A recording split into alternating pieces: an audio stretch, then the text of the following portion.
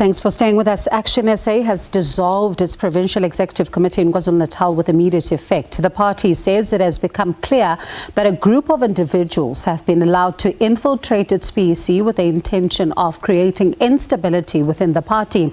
But we've seen some counter-accusations following this announcement. There have also been significant resignations as well. So what exactly is going on within the party? Action SA Chairperson Michael Beaumont joins us now. Michael, thank you so much for your time this afternoon. Is Action SA in crisis? No, absolutely not. I think I would be dishonest with you if I said this was good news for Action SA. There are many challenges when it comes to growing a new political organization. But the fact that Action SA is growing at the rate that it is, and structures of Action SA are going up all over KwaZulu-Natal and the 8 other provinces of South Africa, certainly when you compare it to a handful of individuals being removed from the party, would be anything but a crisis. Pardon me, this next question is going to be slightly long, but I need to make this point.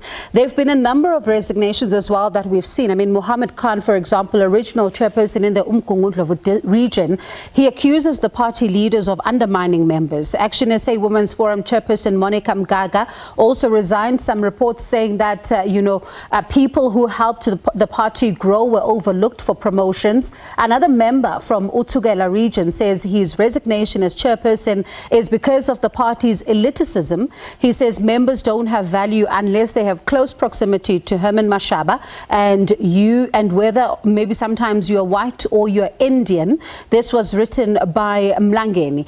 Are you still saying that there is no crisis? Absolutely, and I think there's always an importance, Bongiwe, to differentiate between people's stated reasons for leaving an organization and their actual reasons. And I think here there's a very big difference between the two. The origin of these resignations actually took place in a colleague of these individuals in the PEC who was found to be trading financial benefit for protecting the ANC in municipalities in KwaZulu-Natal. From an Action SA standpoint, that is unforgivable. That individual was removed from the organization within 24 hours of learning of that event. And it looks like these individuals, since that moment, have been involved in a conspiracy to try and damage the image of Action SA, and to do so through one resignation after the next to kind of slow bleed the organization. This was discovered. A Senate meeting was called yesterday evening at 6 o'clock, and 2 of the resignations you mentioned actually came in yesterday evening after we had dissolved the Senate already, which just demonstrates how sincere these individuals really are not. So how damaging, though, are these claims that the party is elitist, the party is not recognizing those who grew the party? And I'm going to get to what Ms. Njingela also says in just a moment. Well, I guess it depends on how much credence one chooses to place on these things. And I think South Africans have become particularly critical of individuals who have sat in organizations and have chair-led in those organizations, speaking of all the virtues of leaders and parties, etc., and then the next day leave very publicly with a completely different kind of approach to their view on the organization.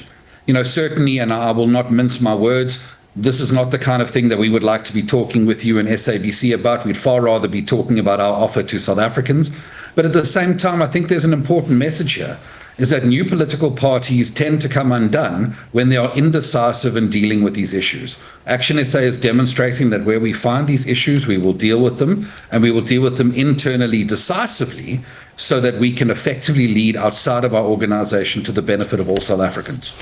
And who are these individuals colluding with the ANC? They are individuals on the PEC. They are regional chairpersons who are involved in the leadership of various districts within KwaZulu-Natal. We count them as around 5 to 6 individuals right now. And we are currently in the process of finalizing a termination of membership process, which we will be able to communicate finality on in the next 24 to 48 hours. Are you not able to give us the names? I think our disciplinary processes always prefer that we go through the process to its finality before we start communicating that. Otherwise, it belies the notion of affording a person the opportunity to respond if we communicate publicly of an outcome before we have heard what they have had to say. So I'm looking at a statement here which comes from Musa Siwas, for example. She says quite a lot when you read it, but I am keen to hear your thoughts on this one. With each passing day, I realize that Action SA is no different to the ruling party protecting self-interest, and cadre deployment are awarded differently but ultimately implemented identically. Over the past 6 months, I've been battling with the decision whether to stay or leave. And during the People's Dialogue, I believe that Action SA was the alternative for the people of South Africa. But after months of serving on the different executive structures, and currently as I serve as the interim chairperson of eThekwini region, I'm despondent and convinced that Action SA is not what it represents itself to be and cannot fix the country. How do you respond to that? Certainly, and I think, again, it depends on how much credence one wants to put in the stated reasons for leaving the organization.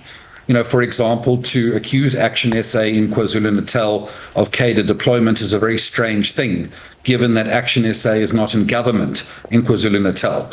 And how someone can be involved, for example, in cadre deployment when you are not in government is just a bizarre notion. And I think it's those kind of contradictions that underlie everything about what is being said in that particular letter.